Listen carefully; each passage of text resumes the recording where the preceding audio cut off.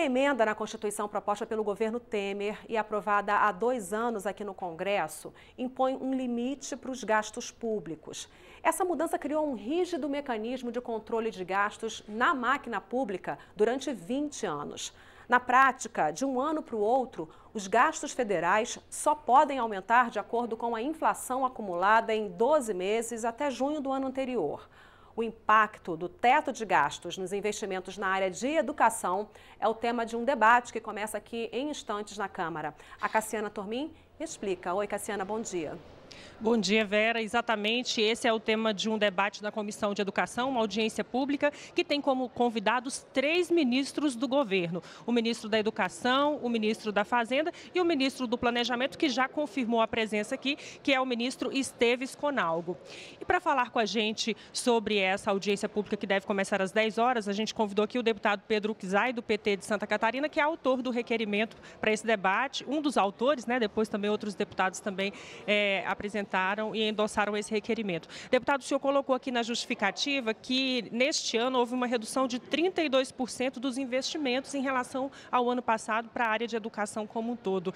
De onde que vem esses números, como eles se expressam aí na prática, na vida da população? Bom dia. Bom dia, Cassiana, bom dia a todos. E dizer que a Emenda Constitucional 95 limita os gastos primários, como saúde, educação, segurança, assistência, mas libera os gastos financeiros. Deixar claro isso. O governo Temer congelou a área da educação, na área social, mas liberou o setor financeiro, por isso que banco gosta deste governo.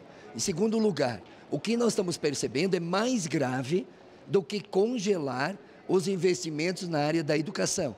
O que nós estamos vendo é que essa austeridade fiscal está reduzindo mais do que a própria inflação do ano anterior. Vários programas estão cortando.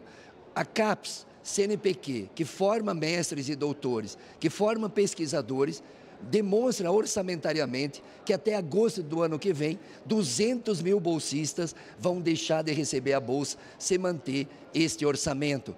Os alunos que fazem graduação, bolsa permanência, bolsa de formação continuada de professores, estão cortando. Bolsa para os estudantes para se formar professores junto das nossas universidades, PIBID, estão cortando. Estão cortando investimentos nos institutos federais, mais da metade estão cortando. Nas universidades federais, expansão de prédios, de infraestrutura, de laboratórios, estão cortando pela metade. Então não estão mantendo, como o próprio congelamento podia dizer, eles estão reduzindo, estão cometendo um crime de lesa pátria. Então a Emenda Constitucional 95, nós vamos cobrar hoje dos ministros, e principalmente o ministro do Planejamento, que país eles querem construir, que nação eles querem construir, que estão comprometendo, que os jovens atuais, que os profissionais que estão estudando hoje, estão perdendo capacidade de frequentar a universidade, de 733 mil contratos do FIES baixou para 98 mil e por isso que o ano passado 170 mil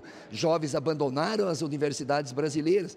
E os novos que querem? 6 milhões de jovens que estão querendo que fazem o Enem, que querem chegar à universidade, sem FIES, com pouco FIES, com pouco ProUni, com poucas bolsas, com poucas matrículas novas nas universidades públicas, nos institutos federais. Como fazer?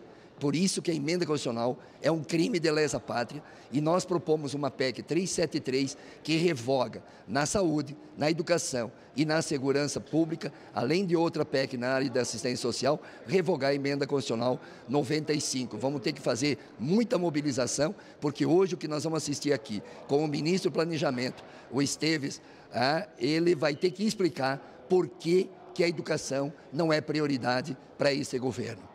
O senhor também falou da preocupação com o cumprimento das metas do Plano Nacional de Educação, deputado, no requerimento o senhor colocou isso. Fica inviável, então, cumpri-las diante dessas restrições? Olha, vou pegar aqui algumas metas do Plano Nacional de Educação que eles estão desmontando e destruindo. A melhor lei que um país já podia ter feito foi o PNE, o Plano Nacional de Educação.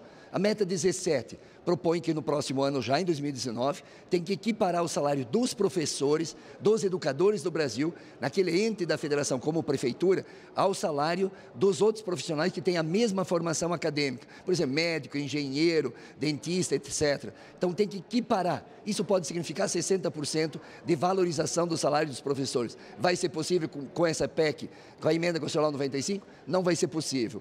A educação infantil, nós temos que dobrar as matrículas da educação infantil até 2024, 50% a mais do que tem hoje. Vai ser possível? Não vai ser. As creches, está diminuindo o investimento em creches hoje no país, 38% caiu de investimento. Se nós pegarmos ensino médio, nós temos que triplicar as matrículas em ensino médio profissionalizante e 40% dessas na área pública. Se os institutos federais estão recebendo menos do que recebiam o ano passado, como é que vai fazer? Como é que vai atingir? Graduação, nós temos que dobrar o número de estudantes de graduação de 17% de matrícula líquida para 33%, 34%. Isso significa 7,5 milhões. E os jovens universitários estão saindo das universidades. Mestres e doutores, 60 mil mestres, 35 mil doutores por ano. Nós estamos reduzindo pela metade o que tem hoje. Então, como é que nós vamos atingir as metas da educação? Como é que nós vamos pensar a qualidade na educação? Que país é esse que não coloca a educação como prioridade? Eu posso perguntar para um pai e para uma mãe que está nos assistindo. Qual a melhor herança que um pai e uma mãe deixam para os seus filhos? Escola, educação, universidade?